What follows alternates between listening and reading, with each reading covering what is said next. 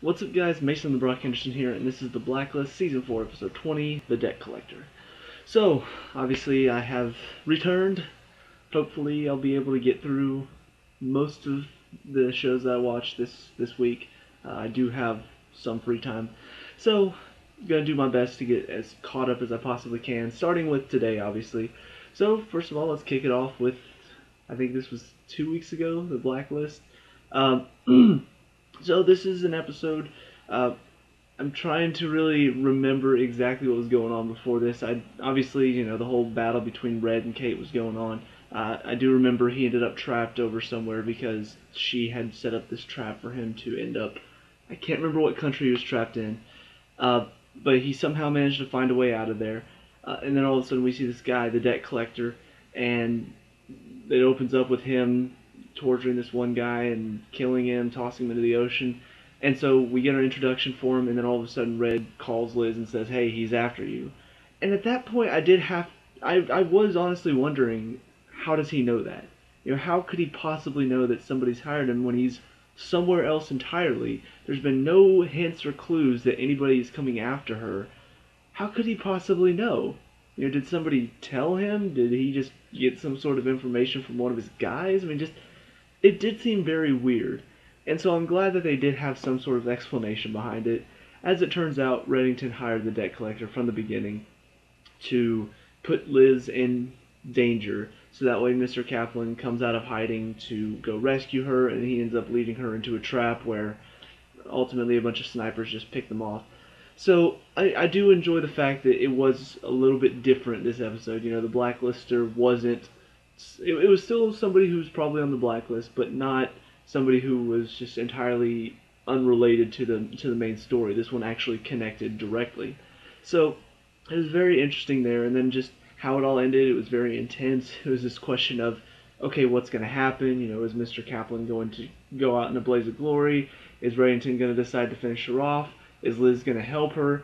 And so ultimately, most of this episode kind of doesn't matter in the grand scheme of things. I know that sounds awful, but really thinking about it, the only two things that really matter are the beginning where we find out about the debt collector and Mr. Kaplan has to help the team find out about him, and then the end whenever it all comes to a head and it's Reddington versus Mr. Kaplan, and then the FBI shows up, and then what's his name, Gale, I think is his name, the guy that's wrestler's been helping. He shows up and sees the whole situation and then takes a shot at Reddington and misses. I'm not really sure if he's just a really bad shot or if it was something where he thought maybe if I take a shot it'll spark the fuse that will get them all killed, maybe. I'm thinking that's what it was, because I find it hard to believe that he would just miss his shot entirely. But it turns out, he's definitely not the moralistic detective that he seemed to be. It was kind of a question whenever he first got introduced. Is he just going to be a guy that is so focused on, kind of like Wrestler, but an even more extreme sense of, I am just that much into, I want justice, that he's not going to care if he does find out that Reddington's been helping this task force.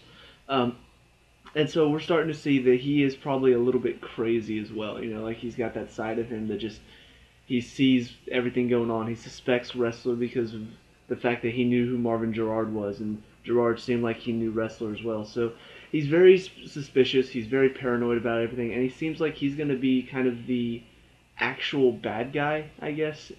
Because, as it's setting up, it feels more like between Kate and Reddington, neither of them are really the bad guy. Reddington, he's doing bad things, but for good reasons. Kate is doing bad things as well, but also in her mind for good reasons. So neither of them are really completely wrong. This guy, it feels like, is probably going to be the one in the wrong. He's going to be the one that takes it too far, that says we have to take him down no matter what, and doesn't care who gets hurt in the process. So I'll be very interested to see what's going to happen with this guy.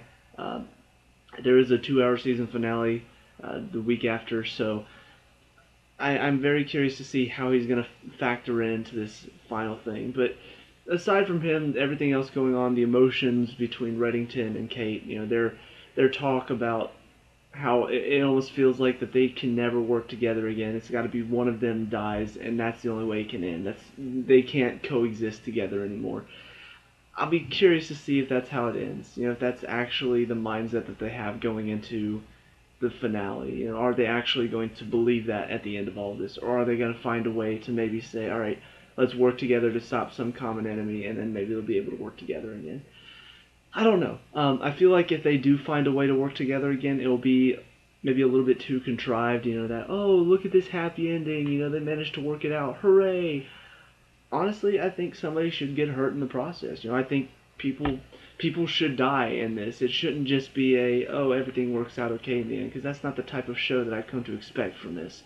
So I'll be curious to see who gets hurt. I'll be curious to see if anything bad happens. If it does, who's it going to happen to? Obviously Reddington's probably going to make it out of this okay, but is Kate going to survive? Is everybody on the team going to survive? It's definitely setting up for an epic climax in the final 2 episodes, or 2-hour episode. So, looking forward to seeing it.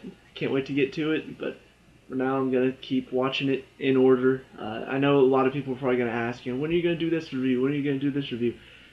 Just to let you know, I do try to keep it in order. So, Thursday night is the Blacklist, then I go to Sunday night, which is Elementary, then Monday is Gotham and Supergirl, Tuesday, 5 different shows, Wednesday, 3 different shows. So I do try to watch them in order, not just by day, but also by time as well. So if you are wondering, why do you do this review of the Blacklist and then do a bunch of other shows and then go back to the Blacklist, that's why. But let me know what you guys think down in the comment section below. What were your thoughts on this episode? What were your thoughts going into the finale? Let me know. We can talk about and discuss all that good stuff. As always, try to leave out spoilers since I'm not caught up yet. But leave a like and subscribe for future Blacklist reviews, and I'll see you guys in the next one. Peace out.